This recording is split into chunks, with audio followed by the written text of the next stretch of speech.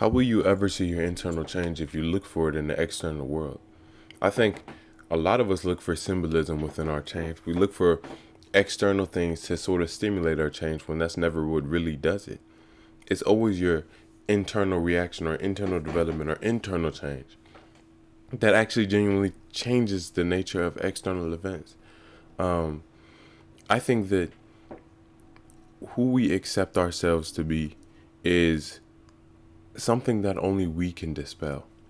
There can be hundreds of events in the world and things that sort of separate you from this idea of who you are, and it could still not really do the whole entire job. I think it truly does take your own awareness on the subject, or at least your own participation in your own life to undergo any type of change in what you see. Like, of course, certain things will shift depending on what place you're in. Like, you might go to school here, you might get a new job here, you might do this, do that, do this. And what I'm recognizing is it's all going to feel like the same battle, the same uphill walk until you start walking downhill on your own, in a sense, or walking, in a way of leisure. What that means to me is using your internal change to change your external, recognizing that it always follows you. And it's once you truly believe that you've changed and not forcing yourself to depend on how things look outside of you to affirm that change, that you actually are changed. For if we are only, acting a certain way depending on some specific circumstance, and it's not us that changed, it's just the external. It's just this specific section of the life that we live.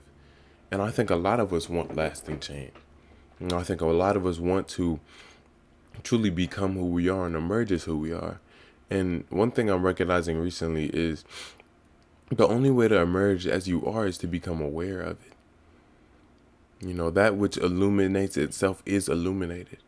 I think it's the light that we see in ourselves that we can actually profess to others, and that allows us to see the light of others. And I think if we're constantly trapped in circumstance, then we'll never actually be permitted with a real chance to be ourselves.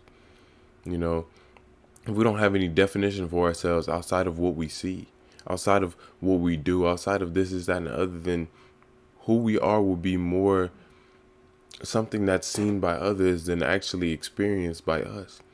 And I think we want to experience who we are. We want to be who we are. We want to love who we are and have that love be characteristic of our character. And I think the only way to have that love truly be characteristic of the character is to give that love to yourself. It has to be characteristic of you if you're the one who provides it consistently and constantly. And I don't think it's about, not having other emotions for yourself, but not letting that one diminish in the place of others. You can be curious about yourself at the same time as instantiating self-love. I don't think introspection requires us to treat ourselves like a problem. And I think it's because we treat ourselves like a problem during introspection that a lot of people stray away from it. But I think that's one of the most freeing things is to see parts of yourself that you haven't seen before. To become aware of new avenues and new parts of yourself that might be holding on to your energy and holding on to pieces and parts of you that you don't know.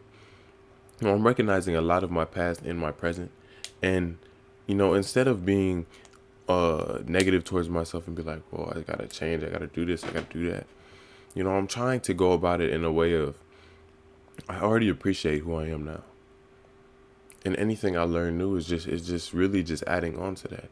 And y'all have to give myself grace for what occurred in the past, for what was the past. Because that's the only way I'm ever gonna be in the present fully. You have to accept what happened, and you have to accept that you can't start over in the past. You have to start over in the present. I think each person needs to learn how to accept their own actions and their own interaction, both with themselves and with the world.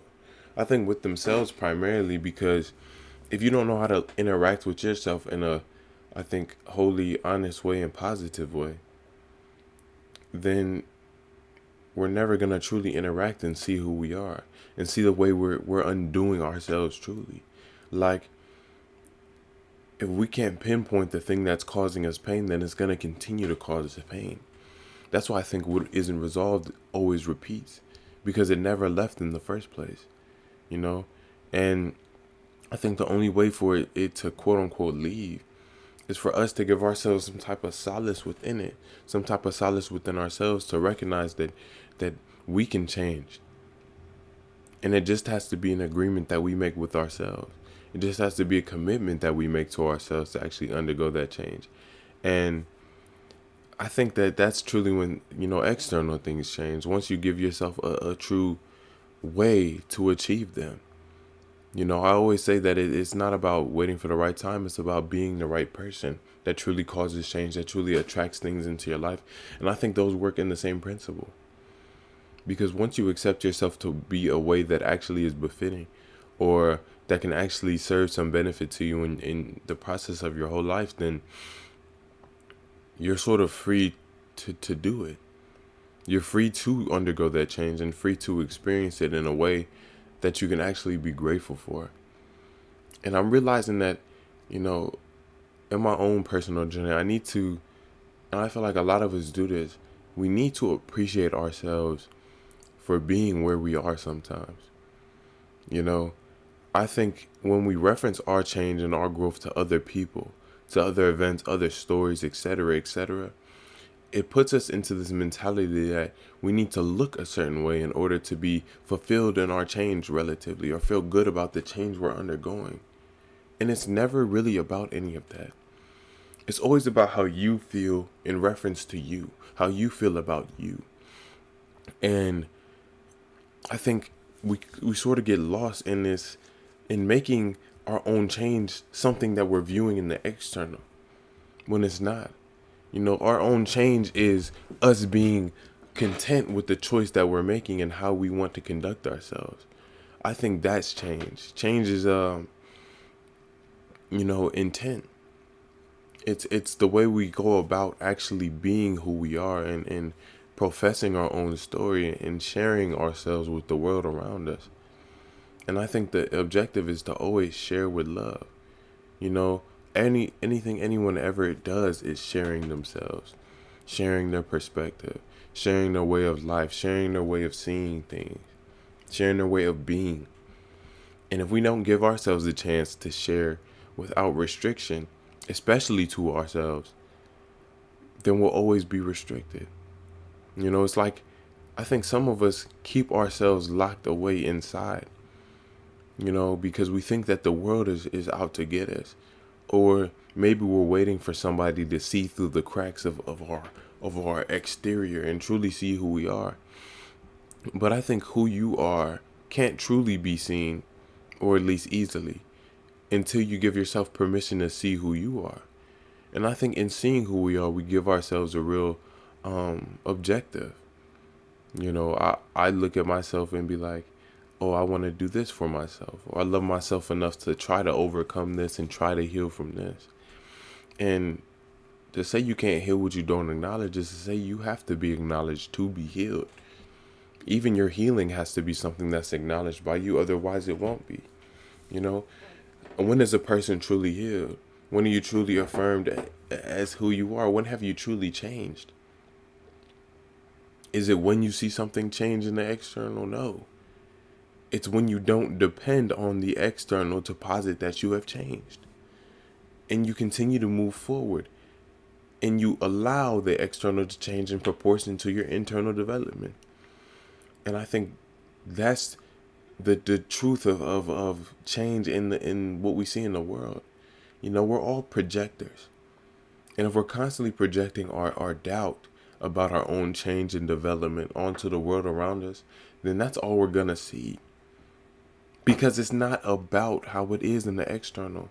And the external is only going to show you what you are. And it's not going to be instant.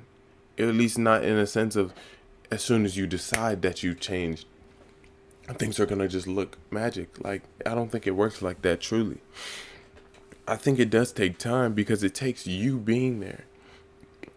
It takes the change that you've undergone internally, and you have to apply it to your world. Not necessarily in a sense of just believing it yourself, but the way you see it, the way you conduct yourself.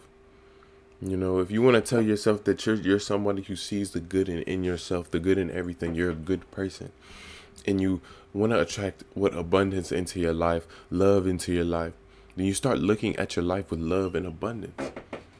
And it will be there because it's always been there. In the same way that beauty never escapes the moment, anything never escapes the moment. I think the realization that everything is the most freeing liberation in the world. Once you recognize that anything can be a sign of the universe's affection, or anything can be a sign that you're doing good, or anything can be a sign that, etc., etc. And in the same way that any event, circumstance, or whatever can either be a sign of bliss or a sign of despair. Of course there are inherently negative situations. I'm not saying that there are not. But I think what mainly guides us isn't the situations themselves, but our reactions. What guides us is our memories of the situation and our constant compounding upon those negative emotions onto our character. Allowing certain things to be inherent to who we are when they should just be inherent to the situation and moment. And I think, of course, external circumstances can be an aid to change, but they're not an aid to change in the sense that they're supposed to just change you, but in the sense that they can alter your perspective. They can alter the way you look at something, the way you internally agree, the way you internally feel. So we have to recognize that it's always about our internal change. And if we're seeking external change in a real sense and we want to have any say in it, then it's not about waiting for it in the world. It's about truly giving it to yourself in a way of passion, in a way of accommodation, sort of getting out of your own way so you can actually truly emerge. I think a lot of us, or maybe even just myself, get into a habit of thinking more than being. Thinking about this development, thinking about what it is we have to do rather than the acts of doing it. I think my mind is best used and I feel most quote unquote fulfilled when I use my mind to tell me what the best possible thing for me to do is right now. And I think I prime my mind to think like that once I, feel content where I am and recognize that any type of feeling I'm chasing relative to what I'm doing, like, of course I could just sit there and relax and not do anything and feel good from that, blah, blah, blah. But if I'm able to, in a sense, change how I view something, at least the work towards my own goals or something like that, and shift it to a way of just giving myself positivity and love and affection for doing it. Or in essence of just being me and just being alive, because I want to instantiate that who I am and how I feel about myself is not dependent on something external. Then I just do whatever is most beneficial in my external and keep instantiating that to myself by virtue of giving myself happiness. And to me, giving myself happiness isn't like thinking of the things that make me happy. I think we have to recognize that our feelings are a feeling, and happiness is just a word that we put on it. You can imagine how happiness feels in the same way that you can imagine how sadness feels, in the same way that you can sort of lower how you feel, or I don't even know how to describe it in terms of the sensory aspect of it, but I think a lot of us know what happiness feels like. And I think in imagining what happiness feels like, we feel happy, and it's about assigning and allowing your emotions to be where you want them to be. Not saying that they can't be dictated by events at times. I think if something moves you and it's not in a form of self-pity, then allow it to move you in a way of appreciation for being able to feel, in a sense, to being able to be experienced. And I think if you learn to appreciate those feelings, they go away so much more fervently, and they don't dictate and control your entire life the way that anything else has. All that to say, you don't need external change to change internally. I think it's quite the opposite. And I think anyone who made it this far in the video, I really do appreciate each and every one of you. And I hope that we start to make some internal choices that actually can benefit us, because I think that's where the true benefit lies. It's sort of behind your eyes in a way, sort of behind your awareness and behind your sort of misplaced value in the world around you. all that to say thank you. Keep being young, keep being great. Make sure you're taking care of yourself, doing what you can, what you have. And a lot more on the way, a lot already here. And there's one more.